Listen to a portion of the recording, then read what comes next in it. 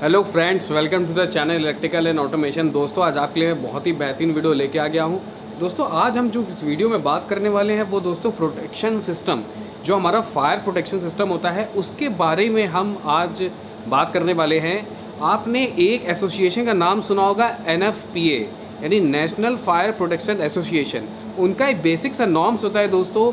जैसे कि आप कभी किसी होटल्स में जाएंगे तो आपको ऊपर दिख जाएंगे जो स्प्रिंकलर सिस्टम लगे होते हैं, या किसी ऐसी सेंसिटिव फैक्ट्री में जाएंगे और ऐसे सेंसिटिव एरिया में जाएंगे जहाँ पे फायर पोर्न एरिया होता है। फायर पोर्न एरिया क्या होता है? जहाँ पे आग लगने के चांसेस ज़्यादा होते हैं, तो वहाँ we have to need a fire protection system so that we can immediately take off the fire whenever it is occur. तो जब भी कोई फायर हो ऐसे सेंसिटिव एरिया में, चाहे वो फैक्ट्री हो, चाहे वो होटल्स हो, चाहे आपका कार पार्किंग एरिया हो, अगर आप मेट्रो सिटीज़ में जाएंगे कार पार्किंग एरिया में ये बेसिक नॉर्म हो गया है कि आपको ये फायर स्प्रिंकल सिस्टम लगाना है। तो दोस्तों, आज हम पीछे आप देख रहे होंगे बोर्ड पे मैंने वो फायर स्प्रिंकल सिस्टम का पूरा सिस्टम बनाया हुआ है। आज हम इसके बारे में बात करेंगे।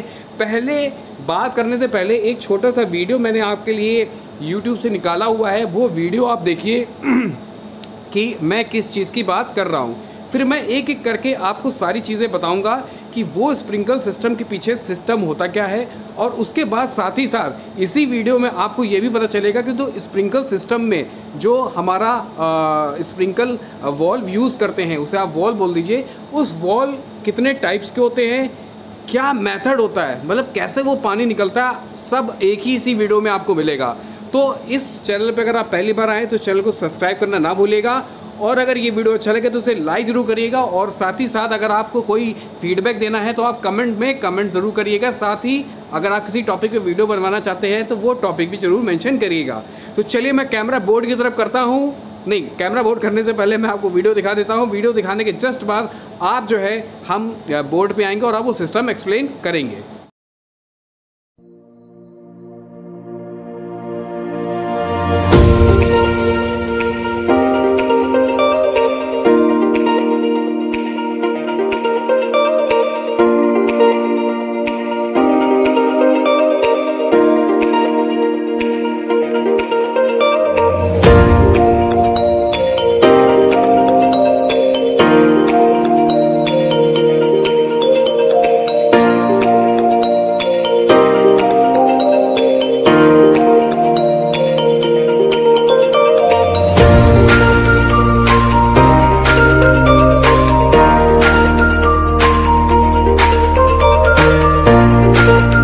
तो दोस्तों, हम बोर्ड पे आ गए हैं। यहाँ सामने आपको दिख रहा होगा एक डाइल्यूज वॉल लगा हुआ है।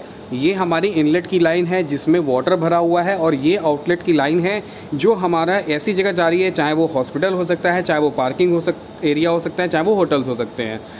यहाँ पे एक हमने आपको स्प्रिंकल सिस्टम का एक स्प्रिंकल बना के दिखाया हुआ है। इस स्प्रिंकल का जो डिटेल है वो आपको लास्ट में मिलेगा। पहले आप ये समझ लो कि इस स्प्रिंकल में पानी पहुँचता कैसे है। सबसे इम्पॉर्टेंट चीज़ तो ये है, आपने वीडियो देखा होगा तो आपने देखा कि फायर हुई, ये स्प्रिंकल सिस्टम से पानी स्प्रिंकल हुआ, लेकिन पानी पीछे से कैसे आता है, इसका क्या लूप है, ये हम देखते हैं एज अ इंस्ट्रूमेंटेशन और कंट्रोल सिस्टम की नज़र से। तो दोस्तों, सबसे पहले क्या होता है, इस डिल्यूज वॉल में क्या होता है, एक लाइन जुड़ी हुई होती है। जैसे आप देख रहे होंगे, इनलेट से जितने केजी का प्रेशर होता है, सपोज करिए आप फॉर एग्जांपल जो स्टैंडर्ड रहता है वो 8 to 9 केजी रहता है, तो 8 to 9 केजी का प्रेशर का एक टैपिंग उठाते हैं, वो हम डाइल्यूज वॉल के ऊपर, डायफ्राम के ऊपर जस्ट देते हैं।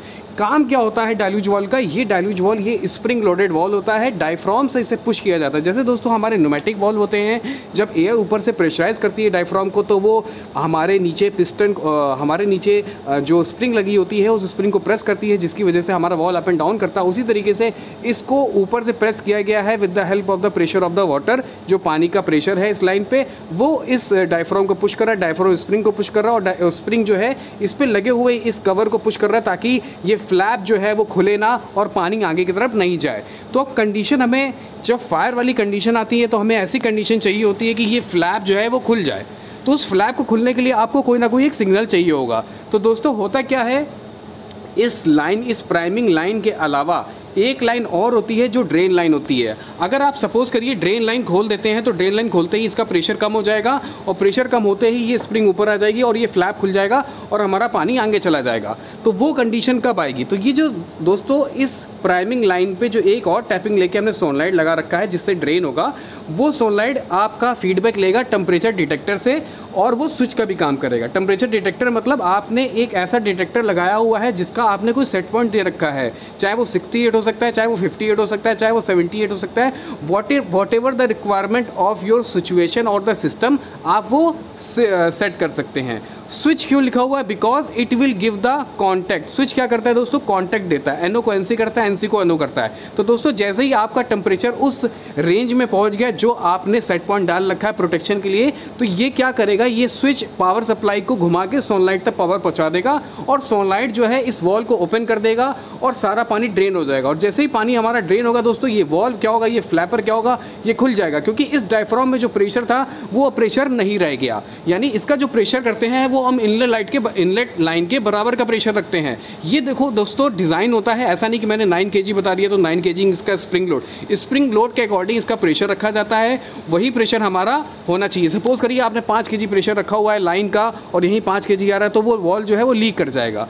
तो हमें जो है ना सिस्टम रिक्वायरमेंट के अकॉर्डिंग ही यहाँ पे प्रेशर रखना होता है इनलेट लाइन पे। तो चलिए ये बात आपको समझ में आ गई कि आखिरकार प्रेशर रिमूव कैसे होता है। तो वो होता है टेम्परेचर के फीडबैक से। जहाँ पे आग लगी वहाँ पे टेम्परेचर डिटेक्टर था, उसने कांटेक्ट दिया, कांटेक्ट से सोनलाइट में पावर आई, पावर ने ड्रेन कर दिया, ड्रेन करते ही ये वॉल तुरंत खुल गया और पानी जो है हमारा आगे चला आया। तो ये बात हो गई आपके डिल्यूज वॉल के काम करने की दोस्तों, की काम कैसे करता है। अब दोस्तों होता क्या है, कहीं कहीं ऐसी इंडस्ट्री होती है जहाँ पे पानी के अलावा साथ में एक ऐसा मटेरियल चाहिए होता है जो आग को सप्रेस कर दे। जैसे फॉर एग्जांपल हम अल्कोहल इंडस्ट्री की बात करते हैं तो दोस्तों अल्कोहल टैंक को प्रोटेक्ट करने के लिए पानी इंपॉर्टेंट नहीं होता है, क्योंकि पानी की डेंसिटी जो होती है वो ज़्यादा होती है। पानी जब पड़ेगा आपका अल्कोहल टैंक में तो पानी नीचे आ जाएगा और अल्कोहल और तेज़ी से ऊपर भाग जाएगा, जिसकी वजह से आग लगने के चांसेस तो और ज़्यादा हो जाएंगे। तो क्या करते हैं दोस्तों, उसमें हम एक फॉर्म मिक्स करते हैं। फॉर्म क्या करता है, एक ऐसी लेयर बना देता है जिससे ऑक्सीजन का कॉन्टैक्ट जो होता है इन्वायरमेंट से ख़त्म हो जाता है, जिसकी वजह से फायर नहीं लग पाती है। क्योंकि फायर अगर आग आपको जलती रहनी चाहिए तो उसको ऑक्सीजन मिलती रहनी चाहिए, जैसा आपको पता होगा। तो ऑक्सीजन का जब आप ऑक्सीजन का कांटेक्ट खत्म कर देंगे तो कोई भी फायर होगी वो बंद हो जाएगी। तो ये फॉर्म वाला लूप जो है ये हर जगह नहीं होता, होटल्स वगैरह पार्किंग वगैरह में ये लूप नहीं होता। ये तो मैं अल्कोहल इंडस्ट्री का एक लूप हो मैं बता रहा हूँ।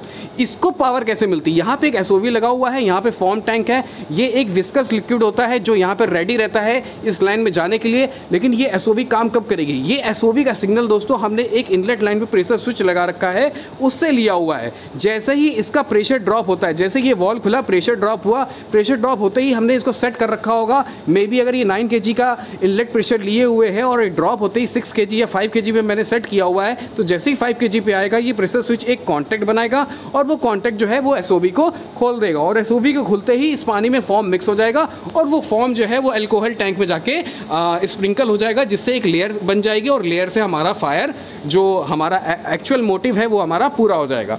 तो ये तो बात थी अल्कोहल टैंक की। अब हम बात करते हैं इस स्प्रिंकल सिस्टम की दोस्तों।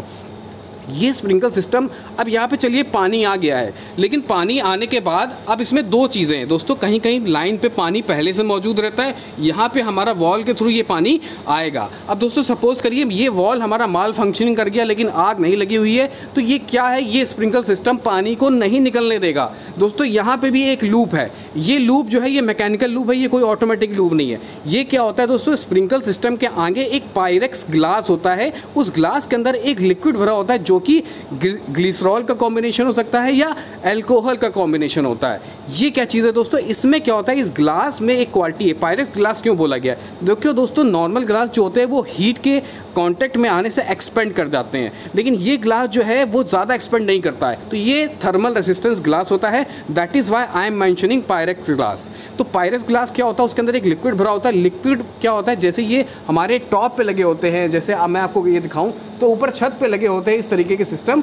तो जैसे ही आग लगती है, टेम्परेचर बढ़ता है, तो टेम्परेचर बढ़ने के साथ जो अंदर लिक्विड होता है उसमें थोड़ा सा, इसके अंदर एक ट्यूब होती है, टेस्ट ट्यूब टाइप की। ये ट्यूब है ग्लास के अंदर, ये ट्यूब है, ये ग्लास है मतलब एक ट्यूब टाइप की, उसमें लिक्विड भरा होता है, उसमें थोड़ा सा स्पेस होता है। तो ये जैसे जैसे गर्म होता है लिक्विड अंदर का, तो गैस बनती है। गैस बनने की वजह से ये जो ग्लास है ये ब्रेक हो जाता है, ये स्प्लैश हो जाता है, ये फट जाता है। और ये फट जाता है तो हमारा वाटर जो है यहाँ पे इनलेट पे मौजूद था, जो यहाँ पे आ चुका था, वो स्प्रिंकल होना स्टार्ट हो जाता है डिफ्लेक्टर प्लेट से। डिफ्लेक्टर प्लेट का बहुत बड़ा रोल होता है, ये इस पे पड़ते ही वाटर को स्प्रिंकल कर देता है, जिससे उसका एरिया ऑफ जो प्रेजेंस है वो क्या हो जाता है दोस्तों, वो बढ़ जाता है। और साथ ही साथ ये प्लग निकल के बाहर आगे आ जाता है। प्लग के आगे लगा होता है बल्ब, बल्ब फटता है, प्लग आगे निकलता है और पानी यहाँ से डिफ्लेक्टर में लड़के फैलने लगता है।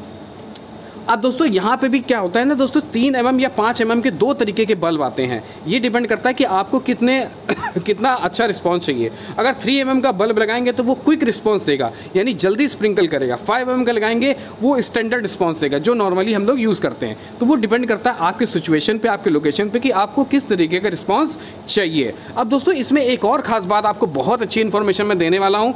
ये ग्लास बल्ब जो होता है वो कई तरीके का होता है दोस्तों। डिपेंड करता है कि आपका nature of fire protection system क्या है। दोस्तों ग्लास बल्ब जो होते हैं वो कई तरीके के होते हैं, जैसा कि आपको पिक्चर में दिख भी रहा होगा। इसमें जो आगे बल्ब जैसे मैंने बताया है, ये कई कलर के आते हैं दोस्तों, orange, red, yellow, green, blue, मोवी and black. तो ये अलग अलग रेटिंग के होते हैं। अगर आपको सपोज करो इस रेंज में चाहिए 57 डिग्री सेल्सियस का, तो आपको जो स्प्रिंकल सिस्टम लगाना है उसके आगे ऑरेंज बल्ब आएगा। तो यानी अब आपको इस इन्फॉर्मेशन से ये भी पता चल जाएगा, जब आप कहीं पर जाओगे तो आपको रेड कलर का या येलो कलर का मिलता है, तो येलो कलर का मिलता है तो आप ये समझ जाओगे ये ग्लास बल्ब जो है वो 79 डिग्री सेल्सियस तक जब टेम्परेचर पहुंचेगा, then it will start sprinkling the water और whatever the fluid is flowing inside it.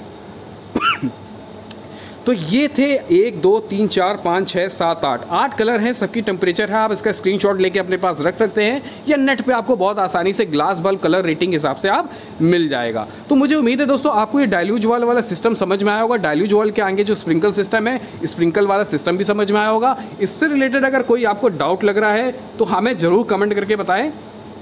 और इसमें साथ ही साथ मैं एक बार और बता देता हूं, जैसे कि ये प्राइमिंग लाइन है। अगर सपोज़ करिए आपका जो वॉल्व है, सोनलाइट वॉल्व, सपोज़ करिए टेम्परेचर डिटेक्टर से आपका कांटेक्ट बन के आ गया, लेकिन सपोज़ करिए सोनलाइट आपकी फेल हो गई, लेकिन आप जो है उस डाइल्यूज वॉल की लोकेशन के आसपास मौजूद है, तो आप क्या करोगे, मैनुअल वॉल ओपन कर दोगे।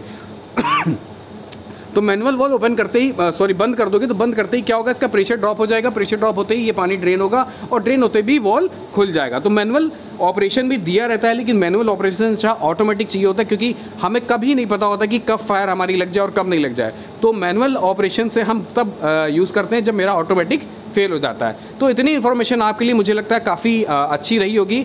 इससे रिलेटेड आपको कोई डाउट है तो कमेंट बॉक्स में कमेंट करके बताएं, और लोगों के साथ शेयर करें अगर आपको ये वीडियो अच्छा लगा हो। वीडियो देखने के लिए बहुत बहुत धन्यवाद।